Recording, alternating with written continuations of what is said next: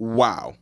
The finale of Attack on Titan was absolutely breathtaking and shattered a lot of the expectations I had for the finale of my favorite series of all time. If you guys didn't know, if I haven't stated enough, I've been following this show since I was in 6th grade. It is my favorite manga, it is my favorite anime. So seeing it end finally, for real this time, no more part jokes, please, those were never funny, it sort of does bring a tear to my eye, especially when it was adapted as well as it was this time around. As just like the last special, this is some of the best, if not the best, Attack on Titan has ever looked. And brought back a lot of the stuff I loved about Attack on Titan from the beginning, if you know what I mean. And also really showcased what director Yuichiro Hayashi could have pulled off if he had enough time. Now, there are some pretty rough cuts throughout the episode, and I guarantee some of these things are going to be fixed when the Blu-ray comes around. So was it perfect visually? Obviously not. But schedule-wise, this is definitely some of the healthiest Attack on Titan has ever had throughout its entire run. So let's talk about the final episode of Attack on Titan, from the visuals,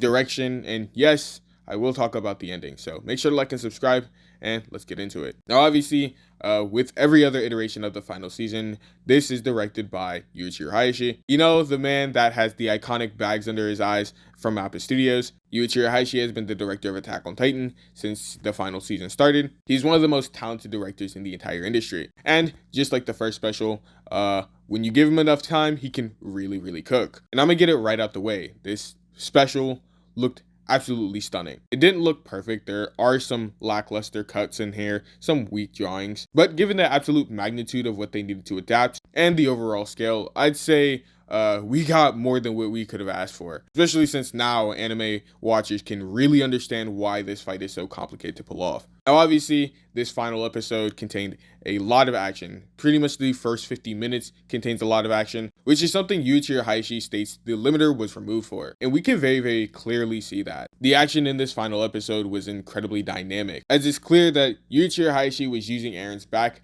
as basically a playground for the characters, be it Falco flying throughout and under the bones, dodging arrows from Eren. Multiple scenes of people like Connie or Jean doing some pretty nice ODM gear scenes. I specifically love this cut with JJ. The timing is incredibly satisfying for this specific cut, and also goes into how dynamic the entire episode was overall. The CGI was also the best we've ever seen on the franchise. Whereas in part 2, not only do we have some compression issues, but in order to depict impact with the CGI models, they obviously had to use motion blur, since CGI does not have their own natural smears or distortions. But what do we see in this final episode? We see some incredible smears drawn over the CGI model, be it Reiner or Annie when she throws Mikasa at the screen. This really does help make the CGI feel lively, and really does prevent it from feeling incredibly stiff. Also, what they were capable of pulling off with the hallucigenia was just maddening. It looks incredibly uncanny, but you know, that's kind of the point, especially with the screeching it has. Overall, in terms of CGI, I think my favorite scene was the Reiner portion, where we really get to see him kick ass for the first time in the entire show. More clever uses of CGI would also include reusing some of the base CGI models for some of the previous Titan shifters. For example, in this scene, this is obviously Reiner's CGI model, but with a different head, as this saves a significant amount of time of having to draw a completely new Titan design from scratch. This isn't the only one. They reused the Warhammer Titans design and even the female Titans design, which is incredibly clever. Also blends pretty well with the 2D animation. Great example would be this running cut. I don't think the normal person would notice that this model right here is CGI using Reiner's CGI model, but this Titan on the right is 2D. Switching over to talk about the 2D aspect though, I will talk about some of the ODM cuts, especially the you know what cut, but one of the big things throughout the episode was the effects animations. We probably had some of, if not the best effects animations throughout the entire show on this episode. From the brilliant Satoshi Sakai effects when Armin detonates his colossal titan, to the even more impressive effects animations from a man whose name I cannot pronounce. Even when Eren's head is blown off, I love the effects that surround the hallucigenia. But it's not even just the effects animation that was incredibly impressive. The character acting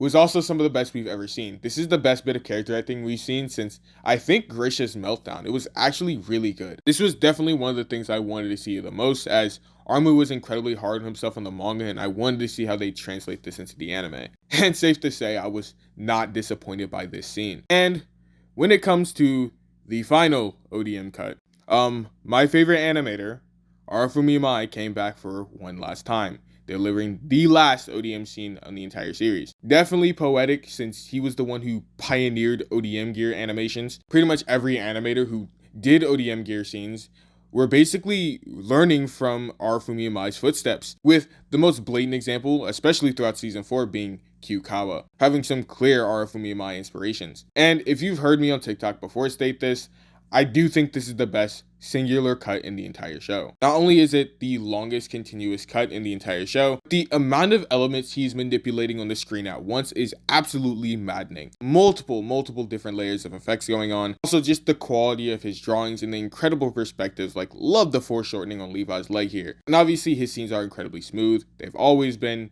He does things in all ones, especially this scene where Eren is decapitated. How smooth it is really does remind me of him beating Bertold back in season 3. Overall, an incredible send-off for the final ODM gear scene in the entire show, and I do still think it is the best animated ODM gear scene. Only one that comes close being Levi versus Kenny. I also think, just like the first special, the compositing is really nice this time around. There was a little bit of times during the hallucigenia scene where I felt like it got in the way, but a lot of times it did really do its work. It did really complement some of the scenes as well, which is obviously what compositing is supposed to do, which is something that was missing a lot of times in part 2 and especially part 1. And obviously Shigeki Asakawa was feeling really bad about it. I mean, look at his Twitter bio, but I hope he knows that he did a fantastic job.